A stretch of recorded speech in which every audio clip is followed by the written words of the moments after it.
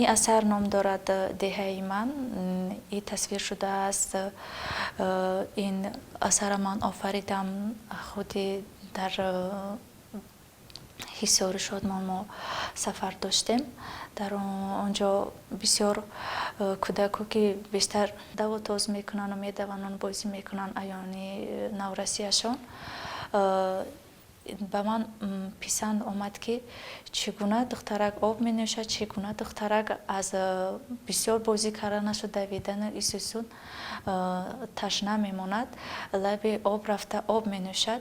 برای همین من این اثر آفریدم که ببینید که باز برمیگردیم بر همون سخنهای پیشتره که در طبیعت ما چی هست. فراوانی آب داریم، آب تازه داریم، استفاده بردن آب تازه و تشنه شکستن خودی همون دخترک تصویر کرده شده است که در آنجا در دهه با همسالان خود بازی میکرد و دواتاز میکرد، تشنه مانده آب نوشی رفت. به من این خیلی یک الهام بلندی بخشید که ما چگونه آب تازه داریم و استفاده بردن آب تازه برای ما خیلی شرط هست و میتونیم ما صرفه کنانه استفاده بریم. و از همین لحاظ در این اثر من بیشتر خواستم نشان دهم که دخترک چگونه آب استفاده میبرد و با یک چهره گرم، با یک چهره خوش صدقاً آب نوشیده حلاوت میکند.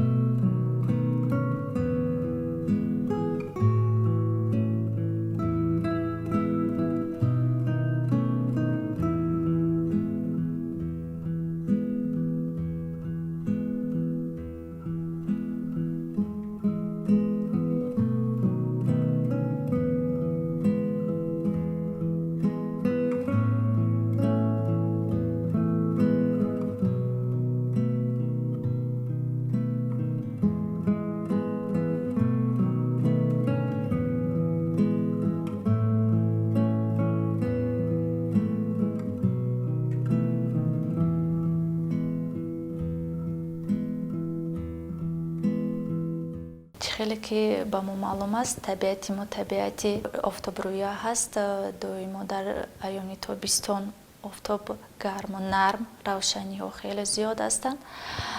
وقتی که در اثر خودش معلوم است که دخترک از دو تازه بازیش از گرمی تشنه مانده خوب آب نوشی می رود. برای همه من رنگ های روشن تر و تازه تر استفاده بردم که چگونه در فصل تابستان رنگ ها خیلی گرم ترن و روشن ترن و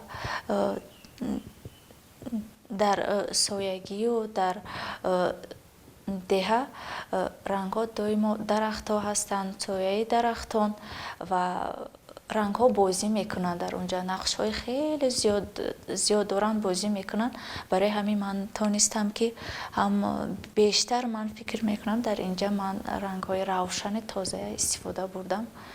برای همین از این آفریدن اثر من یک بهره خیلی زیاد گرفتم. من این اثر کوشش کردم که به مردم ما نشان دهم که ما در قطعاً آب تازه نوشاکی داریم و صرفه کارانه باید ما استفاده بریم و به قدر امکان رسیم.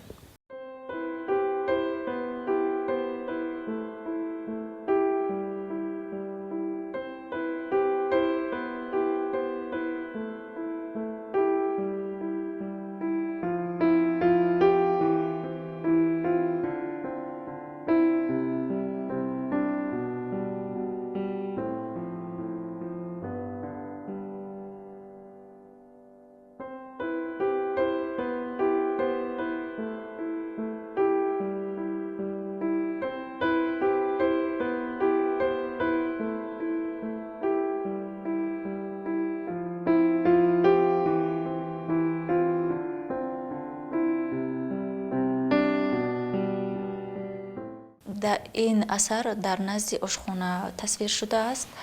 این آب هم جوبورچه هم در نزد آشخانه هست است که اونجا با بانوان ما در آشخانه چیکار میکنند؟ خوراک میپزند، چکدان هست، نانپزی میکنند.